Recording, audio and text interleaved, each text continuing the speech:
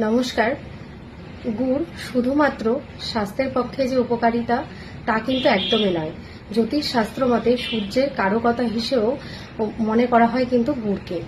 যেরকম তোমাদের মনের কোনো ইচ্ছে, সেটা দীর্ঘদিনের কোনো ইচ্ছে কিছুতেই সেটা পূর্ণতা পাচ্ছে না, সেক্ষেত্রে তোমরা কি করবে, একটু লাল কাপড়ের টুকরো নেবে, তার মধ্যে কিছুটা পরিমাণ গুড় নেবে, সেইটি একসাথে গিট দিয়ে বেঁধে প্রবাহিত নদীতে ভাসিয়ে দাও। দেখবে তোমাদের যে মনের ইচ্ছে খুব তাড়াতাড়ি কিন্তু পূর্ণতা পাবে। এছাড়াও যারা উচ্চ শিক্ষায় শিক্ষিত হয়েও মনের মতন চাকরি লাভ করতে পারছো না, তারা কি করবে, তারা কোনো দিন লাগবে না, কোনো বার লাগবে না, কোনো সময় লাগবে না, যে কোনো সময়, মানে নির্দিষ্ট কোনো সময়ের কিন্তু প্রয়োজন নেই, যে কোনো সময় গরুকে কিছুটা পরিমাণ আটার সাথে গুড় মিশিয়ে তোমরা খাওয়াও।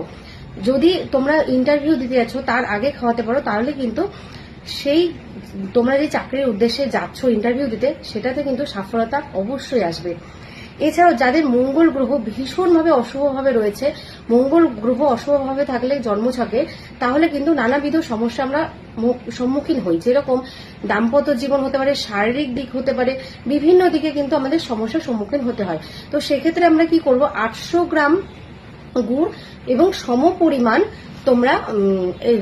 সমপরিমাণই তোমরা গম নেবে, একসাথে সেটাকে মিশিয়ে হনুমানজির মন্দিরে রেখে আসবে।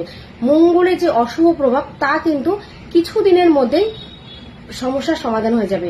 তো আজকের টোটকা ছিল এইটুকুনি। সবাই ভালো থেকো, সুস্থ থেকো।